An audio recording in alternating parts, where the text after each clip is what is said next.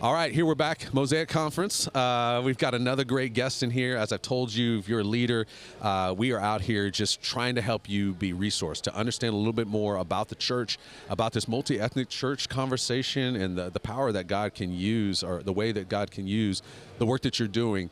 We want to resource you and help you just hear stories and understand a little bit about maybe what you should be thinking about even in the midst of this conversation. So we've got a good friend of ours for the show, Walter Kim, in the house. I know you're with the National Association of Evangelicals, yes. right? And what's the title they give you for that? Is it czar? Is it king? I don't know what they give you over there. I serve as president. Oh, okay, fair enough. That's close enough. Yeah. Depending on the country you're in. I have no papal authority level. No, nothing like that, though. That's all right. That's all right. So tell the audience just a little bit about what you do, so that we can kind of give a context of how we can have our conversation about it. Yeah, we're an association of a myriad of denominations, hundreds of Christian organizations that span the range of nonprofits working in relief and development, the World Visions, the World Reliefs, the Compassions, types of ministries, Christian higher education, Christian colleges, seminaries, but also ministries like what's occurring in the racial justice space, or multi-ethnic ministries. Yeah. So a very broad association that connects people and also represents people in the public sphere. Okay. See, that's what I'm interested in right there, because obviously the church, if you're just somebody in the United States and you're just watching the news, you're getting a sense that the church is somehow has a voice outside of itself. That plays into even political spaces, right? I don't know if you guys, if you engage in that space at all, or elected officials or not. Or how would your relationship be with folks in that space? Yeah, at the NAE, we do not endorse political candidates. Gotcha. We want to be outside of that kind of realm of politics. But we are deeply engaged in the political process in terms of advocacy. So there are all sorts of issues. Maybe it's an amicus brief at the Supreme Court that we would co-author or amicus author. brief. You got to give the audience a little bit on this. Like, so this is kind of this is a friend of the court report that would make the argument for why a certain issue should be voted on in a certain way. Wow. And it could be like the right of religious organizations to be able to hire or live out its faith. Yes. And so we've been engaged in areas that with the Supreme Court on religious liberties. In the judicial department, it also includes a right of Christian campus ministries to be on various campuses, living out a faithful presence of Jesus as an important part. And this is really important to get. It's not just about defending the rights of Christians. Yeah. It's about what is the space of faith in society. Okay. And making a space for really important conversations about important things in life. And so this is true in terms of campus ministries. We also work with elected officials in Congress or in the administration on areas of concern with immigrant churches. For instance, we've worked a lot with the U.S. Conference of Catholic Bishops on issues of immigration reform. And we'll be, in the halls of Congress talking about, yes, national security is important, but dignified treatment of immigrants is absolutely critical. And as a country, there's a faith perspective that we could represent that would be an important contribution to areas of whether it's immigration or global health or any number of things. So there are public policy issues that we'll work on. So that's in the area of public policy, what we might do in Washington or at the various state government levels. But I think it's important to think about civic institutions more broadly, not just governmental institutions, but just how do you get involved with civic or other types of organizations? Yeah, I think that's a really, what I hear from you thus far is that there's a value of having faith-rooted people in these spaces and making space for faith, period, in that space. So here there's a value. And then, you kind of asked the question I was thinking is okay, well, you've got this organization that's kind of nationally engaged, whatnot. For a leader who's maybe a church leader in a city, you know what I mean, or a smaller community, they hear the value of it, but why, or in a sense, how do they get engaged at that level in a way that that feels non-political, if you will? Yeah, yeah. I think that's a great question, and there is a conference that I attended at Harvard a couple of years back on human flourishing and this pandemic of loneliness our country is experiencing, right? Yeah. Disconnectedness because of social media, polarization, on and on and on. And it's not a Christian conference, it was hosted at Harvard, right? But I was invited specifically to be a religious voice on a panel of the contributions of faith to this issue of connectedness. Yeah.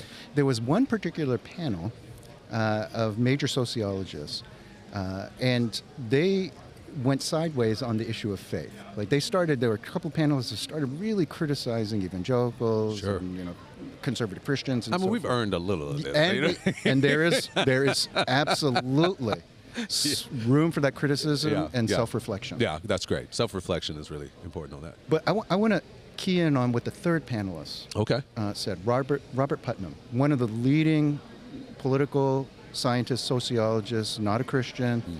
He actually stopped the panel, and he said, what I'm about to say may not be popular in pagan New England, and wouldn't be said at Harvard regularly. But these churches, evangelical churches, faith churches of a certain stripe, they are some of the best places of human connection right now. They're some of the best third spaces that if we're going to tackle the issue of loneliness and disconnectedness, we're actually going to need evangelicals, or we're going to need these people who, at different parts in our country's history, have actually stepped forward as forces for good. Yeah.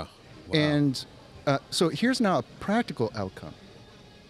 Out of some of those conversations, there's arisen an opportunity to work with Harvard Medical School, some folks there that are trying to tackle the rise of dementia, depression, and Alzheimer's in an aging population. Okay. And the research has led them to conclude that there are very simple ways to reduce by 40% the occurrences of these things as people are aging. And they concluded from their own research that changing administrations, the breakdown of the healthcare system, these might not always be the best venues for getting this information out. Okay. Faith communities, and specifically Christian churches, are some of the best places to get this information out, because there are places that could actually start doing something about it. A church could hear about this and then just say, as a part of our discipleship, we want to take care of mind, body, and soul. Wow. And there's one church that they're going to start working with on getting this information to them and saying, could you do a month-long initiative on tackling this issue? And the Harvard guy cited this study that in African-American churches, where they've made medical issues of blood pressure a central concern, preaching, let's go walking once a week together as a church, there is a significant reduction of blood pressure levels. Interesting. And that has led Harvard to the conclusion that if we want to tackle some of the big health issues, we're going to have to work with churches. Wow. That is mind-blowing to me. Partially because I work in civic stuff in my city as well. And of course, you're sitting there, you're looking at all these big issues. And for me, as a faith leader and a faith person, I'm always like, I'm so privileged to be there, right? But I want to speak to it. And I'm always trying to figure out, how do I help other church leaders in my community see the value of being connected to the government that's there? And I want to be a representative to be like, hey, we the church can help this way, right? But I've struggled to be able to communicate the value of the church to the community beyond, hey, we volunteer for stuff, and so we help you financially from a city standpoint in that we volunteer and do food drives and things of that nature. But that kind of thing of, like, mental health is a huge thing that people are talking about. I know in my city, we're always thinking about it. Houselessness, right? Like, that is huge. Being able to kind of, but let's just stick on mental health, being able to bring the church together to say, like, hey, working with the hospitals that are around you and some of the things that they're doing in your communities, there's ways in which you can help deal with the mental health just by, communicating it out and connecting it to people's faith inside of the church. Yeah. I think that's really wonderful.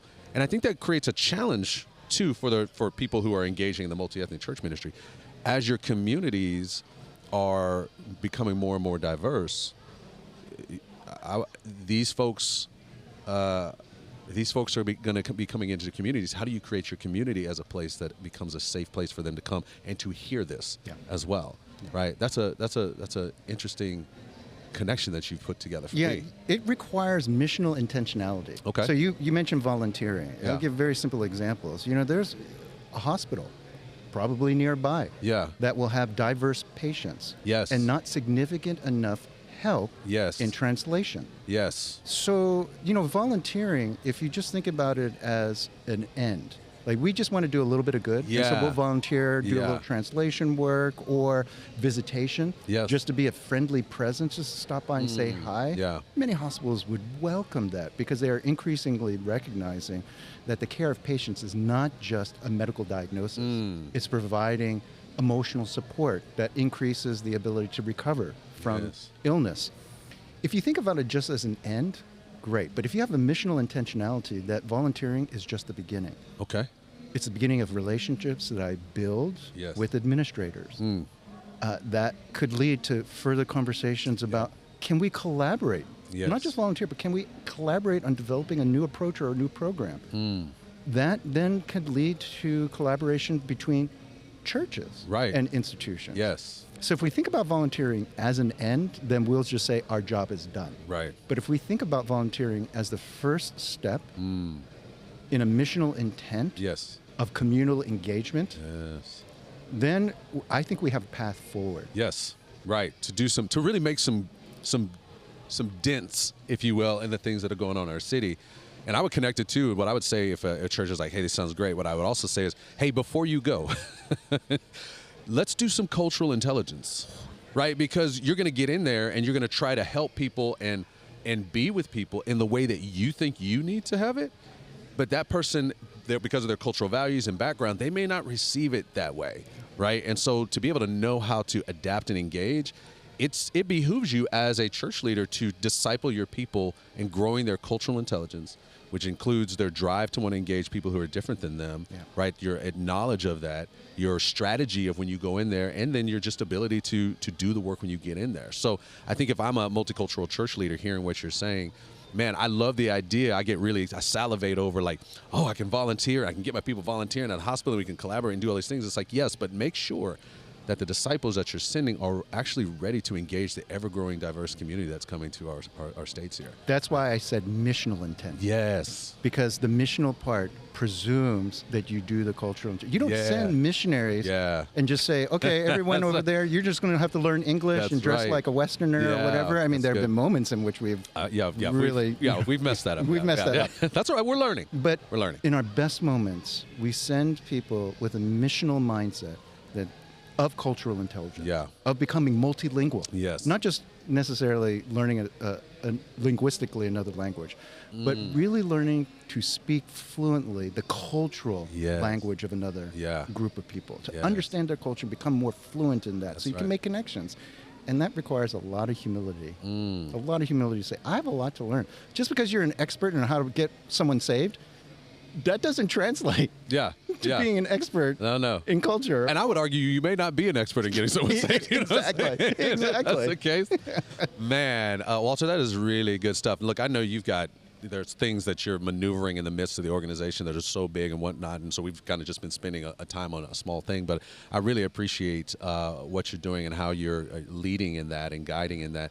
And I think this has been, I know as a person who's been a church leader historically, like if I'm listening to you, like particularly when I was walking through I was an outreach pastor for so long, if I'm hearing this, I'm like, oh, okay, I've just been given a kind of stepping stone and almost roadmap to really hitting some of the big things in my community collaboratively, which as an outreach pastor, that's what I was desirous to do. And now I know some of the steps even to get me there. This idea of thinking about my work outside the church, which most people who are outreach pastors are doing, but maybe not internally, as missional intentionality. And that missional is you've got to prep them for what God is doing in that community. and prepare them to engage people who are going to be different than them. And it's new to some extent for us in America, I would imagine. We're just getting to this point where we're realizing like our neighborhoods are changing. And I'm excited about that. I'm actually part of what makes that neighborhood change. Usually when I show up, they're like, oh, what's happening in the neighborhood? But it's such a great opportunity for us to live into this Revelation 7:9 engagement of all tribes, tongues, and nations, and the intentionality of God creating that, and I'll call it again, the extrinsic and intrinsic benefits that we get to experience when we can connect with people who are different than us and learn from them and experience what God is trying to put together through all of us. And so I'm excited. Thank you for being a part of what we got today. Any last words or anything as you're heading out? Yeah, Marcus, that comment, if I could just make a comment on that conclusion, which was so beautifully stated. We're in the midst of one of the most significant transformation of religious landscape in America. Yeah. A multi-ethnic church is reflective of that. But it's also a transformation that provides an incredible opportunity in outreach. So, I live in Charlottesville, Virginia. I didn't know that. I thought you lived in California because I had my own racial bias. So I'm learning as well, people. I put him in California. That's where, anyway, go for it. That's great. So we think of Charlottesville, Virginia, and perhaps think of it in a certain kind of religious composition. It's not the Deep South, but, it's something of getting close into the Bible Belt, right? Yes. In my son's graduating high school class at Charlottesville High School, just 5 years ago he graduated, there were more Mohammeds than there were Michaels. Wow. Okay. To me, I don't think... In Virginia. In Virginia. In central Virginia. That's nuts. That is nuts, right? I would have never... you put that on a trivia question, I would have never gotten that right. To some, that might be the loss of a Christian America. To me, this is the single greatest missionary opportunity. Yes. That the church in America has ever had. That's right. This transformation. Yes. And so what is happening inside the multi-ethnic church movement needs to be released outside to the multi-ethnic landscape of America. Yeah.